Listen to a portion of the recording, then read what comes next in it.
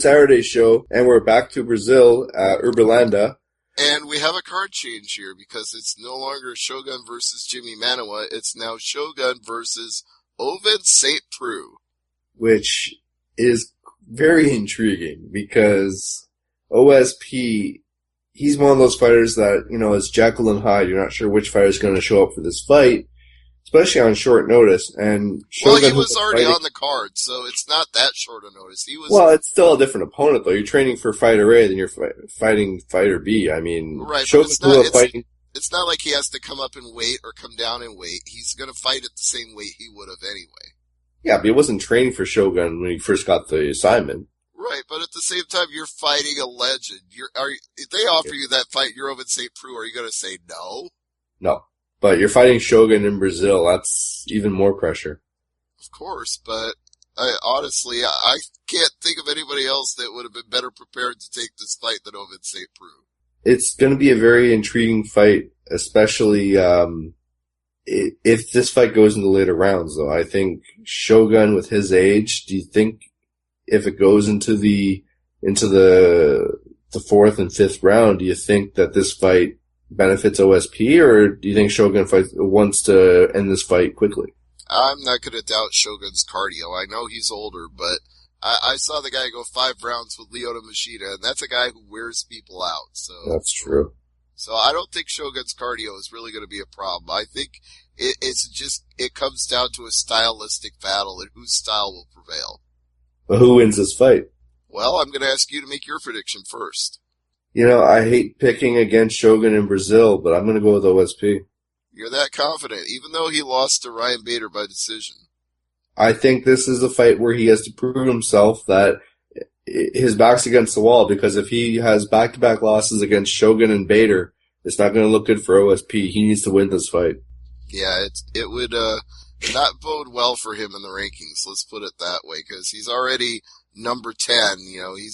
He's on that, it used to only be 10. There was a point when it was not 15 fighters, so he would be on the bubble in the old ranking system, and now, it looks a little better for him because he's ahead of Manuwa, he's ahead of Nogueira, he's ahead of Maldonado, but at the same time, he's got to beat some of these guys in the top 10 to really get any momentum. Maybe if he wins this fight, you have him, I don't know, maybe you rematch him with Bader. I don't know. I don't remember that being a particularly great fight. I wouldn't be in a rush to do a rematch of that. All right, well, it's going to be an interesting fight for sure, but what about the semi-main event with... Well, I didn't actually make my prediction yet. Okay, go ahead. I'll go with Shogun. Okay. Shogun in Brazil, I'm going to believe he's going to have a little extra motivation.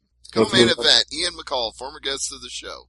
Yeah, against John Lineker, and McCall's winning. McCall should win this in the spirit of Movember.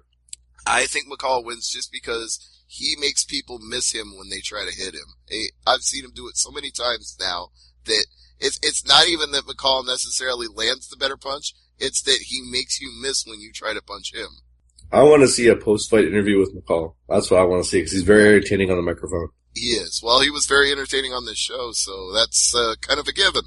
Let's just say McCall wins this fight. Does he fight Benavidez or Dodson next? I mean, obviously, you're not going to do him and Demetrius Johnson again, not unless he really proves something. You can't do that fight a third time unless he beats, like, Benavidez or Dodson. So, I guess you're pretty much left with no choice, but at the same time, if I'm Dodson or Benavidez, I'm thinking to myself, man, why is it always the same 4 guys at the top of this weight class? We got to mix it up a little bit.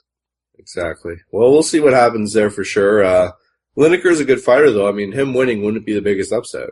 I guess my biggest concern is not even so much that Lineker is competitive in the fight. It's just can Lineker come in on weight? That's the question. Yeah. I don't want any of this 126, 127 bullshit with him. What about Wally Alves against Alan Jouban? I think that should be a decent fight. Honestly, I'm not going to bullshit here. I'm more excited about the Australia card than I am this card.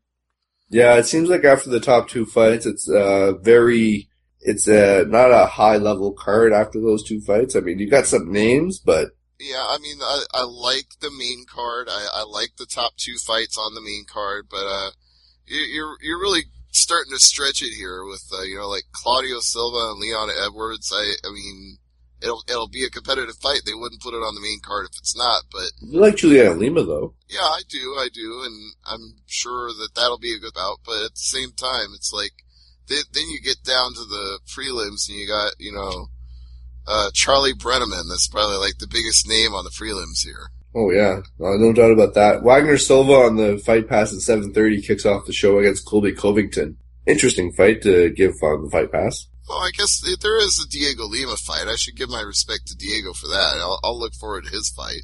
Yeah, exactly. But lots of fights that, Not necessarily big names to the casual fans. It's a hardcore card. This is a very hardcore card. And it's ironic that this one's airing on Fox Sports 1 and the Australia card is airing on Fight Pass. It should be the other way around. Yeah, exactly.